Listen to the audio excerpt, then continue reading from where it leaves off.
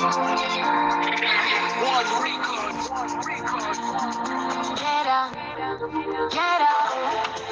go get the moolah. Monico, kala kone la wadula. You don't rock, you don't try. Supposed to be tight. You don't get me go, pressing me down. Pressing when I'm made. When I land so on the sofa. So good. Money, but let me see. Oh God, let me see you there. Oh God, let me see. Oh God, let me.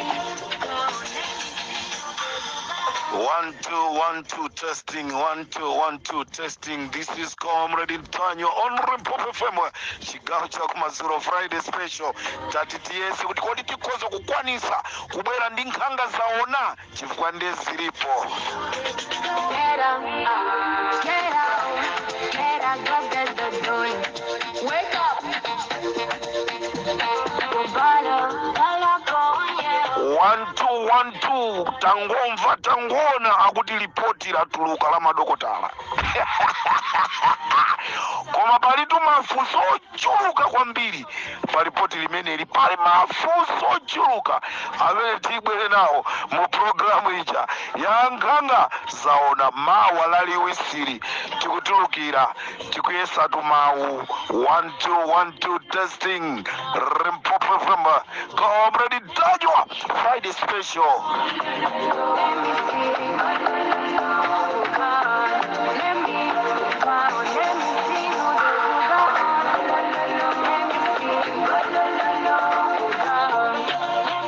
Audi kukenya kwavuta kukenya atu kodi Kenya amene isasanduka Malawi tatiye ntione.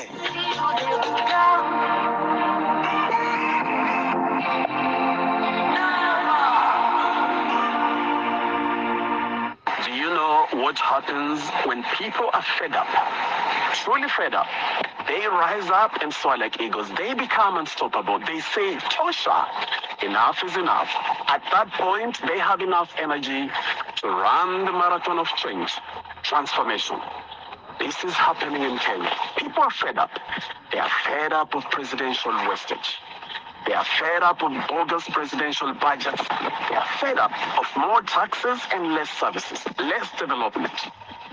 They are fed up with members of parliament who have become an extension of the executive instead of holding that executive accountable.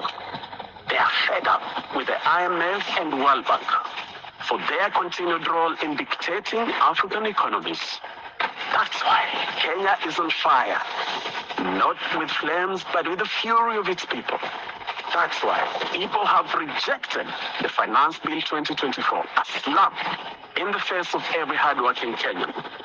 This isn't just about Kenya, though. It's about all of us in Africa. Our leaders think they can fatten their bellies as they empty ours. Not anymore.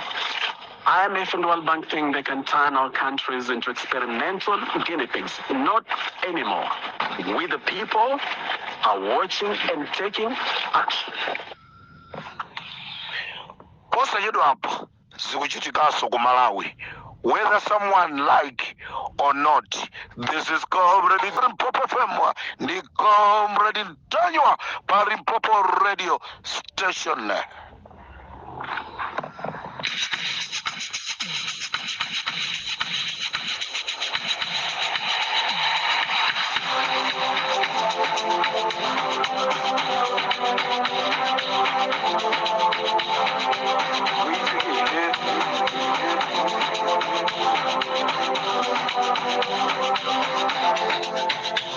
Nkani yake ndiyo kuti 1 2 1 2 testing kodi mawa nkhanga zaona zituluke motani.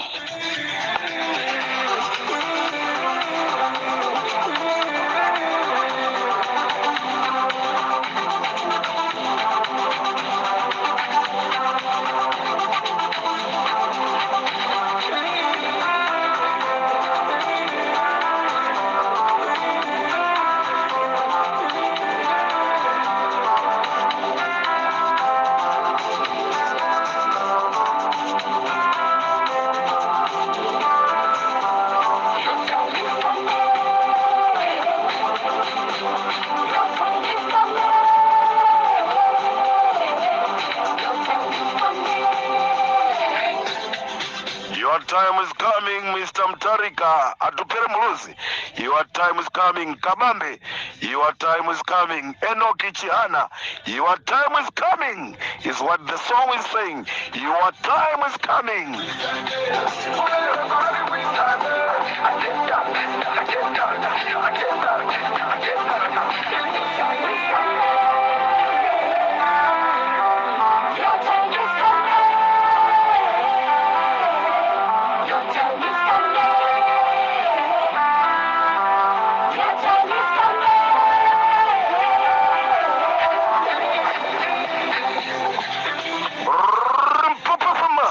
We've come ready to turn you 1 2 1 2. Kuyesayesa kuti zifuwa zimawa zifikirazo pamenepa. Nkhani ndiyo kuti ripoti latuluka koma kubanja kuti watu anavala taye koma siku limene lija taye pakusi panalibe. Anaitenga ndani?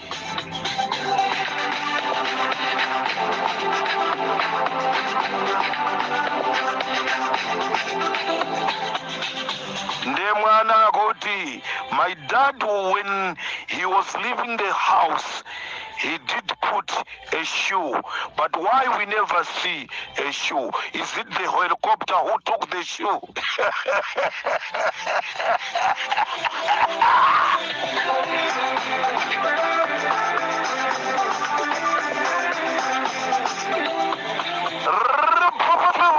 We've come to tell you Friday special report latuluka. Mabishopu molomolira maliro achirima, mabishopu mankakamiza chirima kuti pakufunika kudeka tieni pangani mgwirizano lero chirima kumwalira ino mukupita kumakalandira ndalama ku State House. Mabishopu muli bwanja mpesa amene munaitanidwanso nanu kukatenga ka package kano.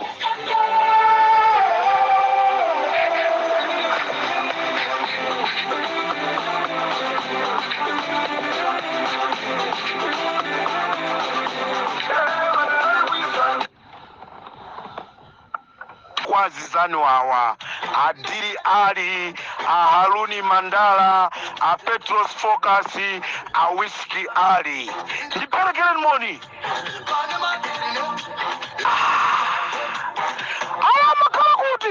Alimalizi Begimo. The Peregrine money. Auseni kuti ripoti latuluka kuma mafuso ndambiri.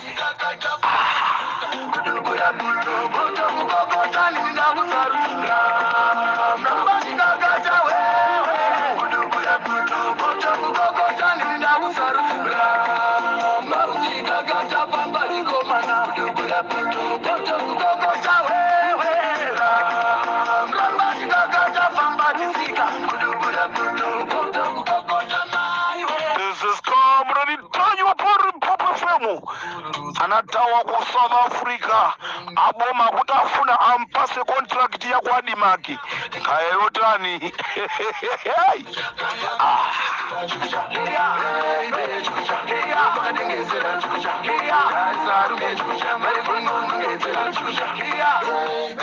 Ife timaona ngati lusama mvera nawo Limpopo FM tikungomva anthu kuti akutokota atundani Iron City.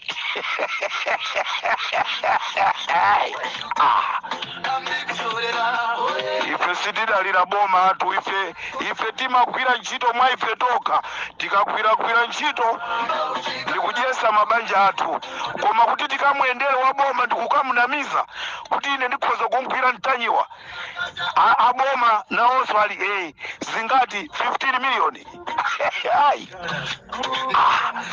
Dangerous.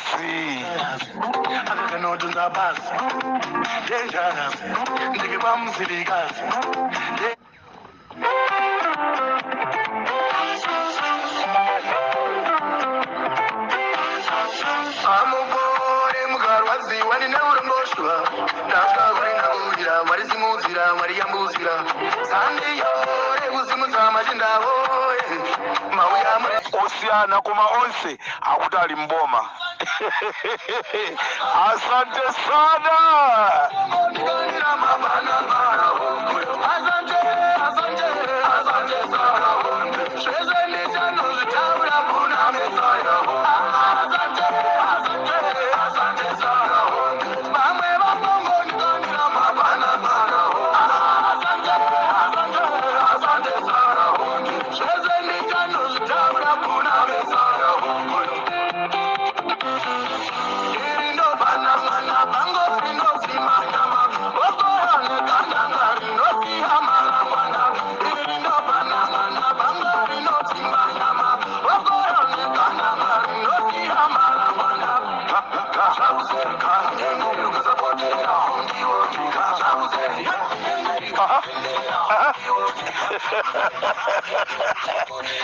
Ripoti latuluka ndeti kudikira tioneso pano nonse amene muli ndi maumboni yambani kuponya pang'ono pang'ono kuti ndege inamvula bwanji munthu zovala.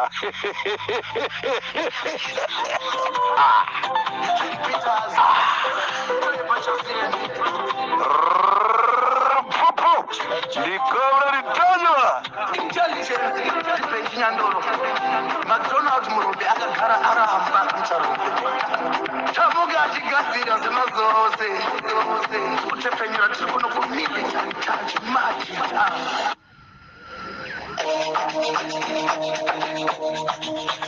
ndikatero super popopemo komra ditanywa tisiyane pomwepa nkhani ndionena kuti ripoti akuti latuluka koma akubanja nawonso ripoti lawo limene ali nalo likusempana da kuboma. Popopemo ndikomra ditanywa mawa pa nkhanga zaona timve kuti ndi mafunso angati amene akufunsa kubanja amene akufuna aziwe kuchokera kuboma. Amalawi konse kumene muli chigawo chino chakumadzulo kuyambira lolemba mpaka lachisanu tikupempha akhristu nonse amipingo yosiyanasiyana komanso tikupempha nonse akufuna kwabwino tikupempha nonse azathu achisilamu kuchoka lolemba mpaka lachisanu tikhala tikusala kudya tikufuna timpemphe mulungu kuti atipase mayankho. Imfa ya Achilima zinakhala bwanji nde mayankho enieni achoke kwa mulungu, ndipo simu yathu ndiyonena kuti mulungu akanthe onse amene anatenga gawo pa imfa ya Achilima ndi anthu ena onse.